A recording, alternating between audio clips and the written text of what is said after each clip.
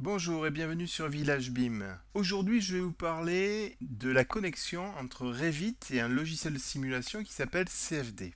C'est la cinquième vidéo et la dernière d'un groupe de vidéos concernant le capteur de réalité jusqu'à la virtualisation. Donc, je vais vous parler d'analyse aérolique au travers du logiciel CFD, en utilisant bien sûr la modélisation créée dans Revit, à partir d'un nuage de points. Donc je vous rappelle ici le modèle de Revit avec les poutres, les fermes, les voiles, la verrière. Et confronté avec le nuage de points.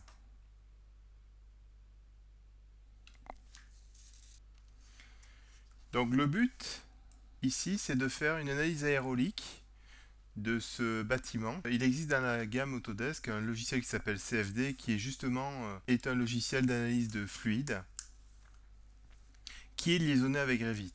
En fait, lorsque vous installez CFD 2016, il vient insérer dans les compléments des boutons qui vont vous permettre d'envoyer directement le modèle. Néanmoins, il va falloir nettoyer un petit peu le modèle puisque dans le comportement aérolique, on n'a pas besoin de certains éléments.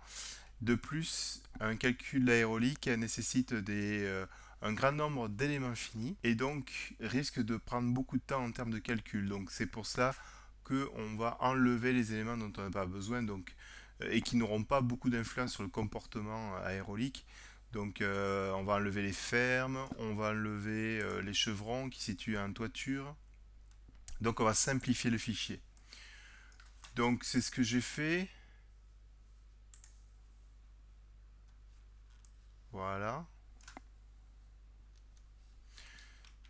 Comme vous pouvez le voir, donc j'ai nettoyé le fichier Revit. Et vous constatez que j'ai réalisé un volume qui va en fait représenter la zone d'étude, la zone d'air qui va être analysée.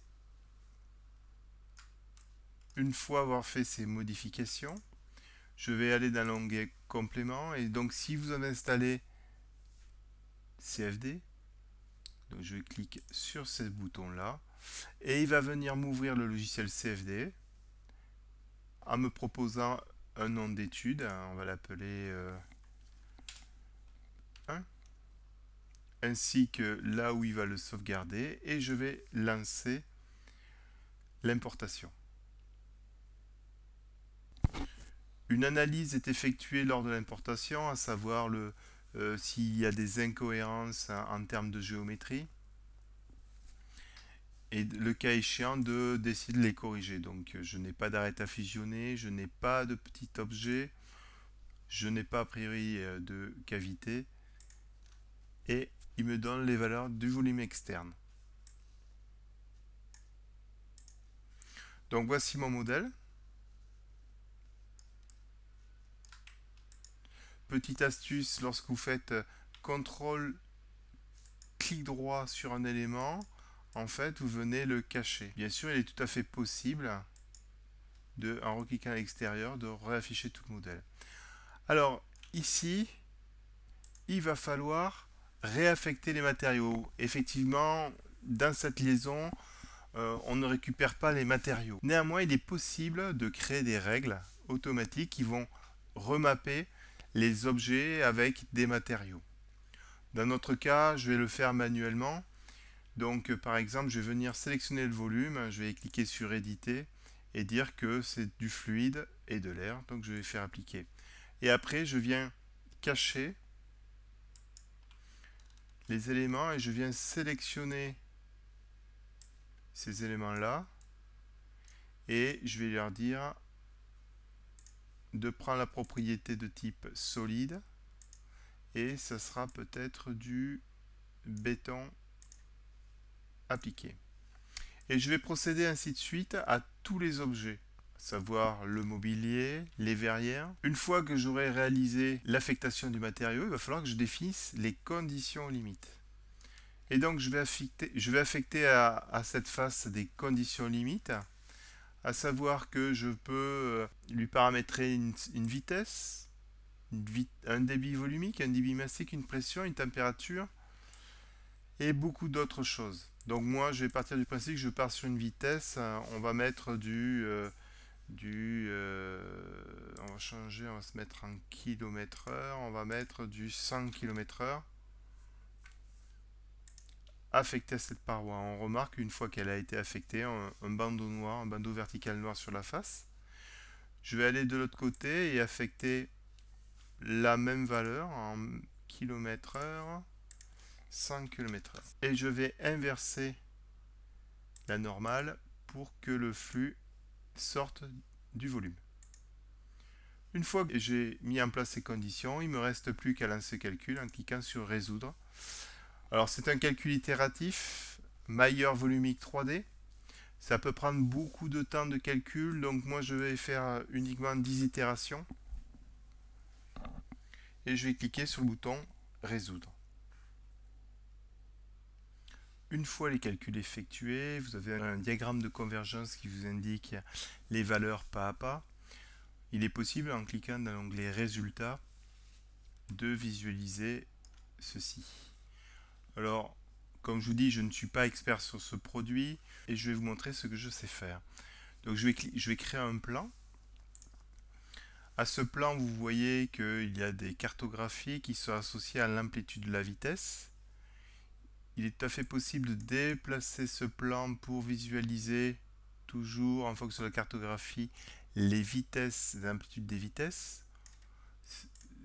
Les résultats sont, vous pouvez changer de type de résultat. Mais ce qui est intéressant sur ce logiciel, il est possible de créer le voyage d'une particule. Donc en fait, je vais venir créer un tracé composé de 10 particules horizontalement, 10 particules verticalement, donc ce qui va nous faire 100 particules.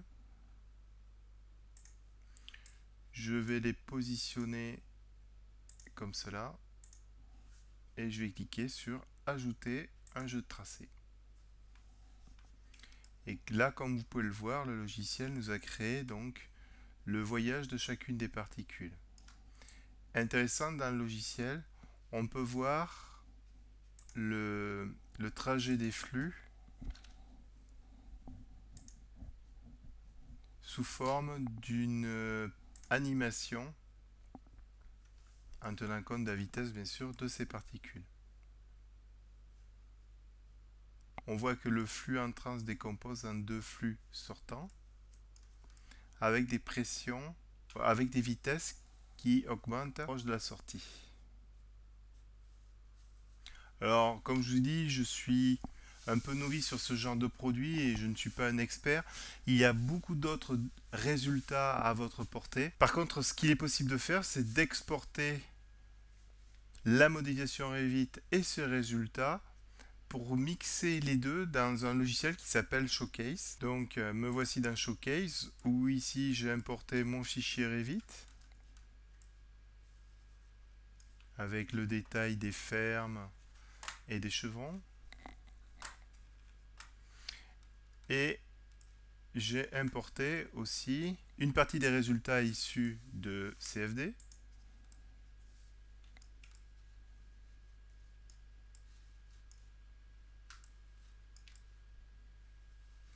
Et pour une meilleure visualisation, j'ai créé un plan, voilà, que je peux venir bouger.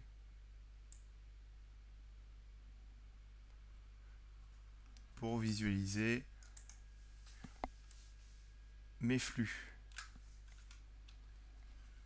J'ai aussi créé des clichés qui me permettent d'avoir une animation et voire de créer, le cas échéant, un film qui permettrait d'expliquer pourquoi ça se comporte de cette manière.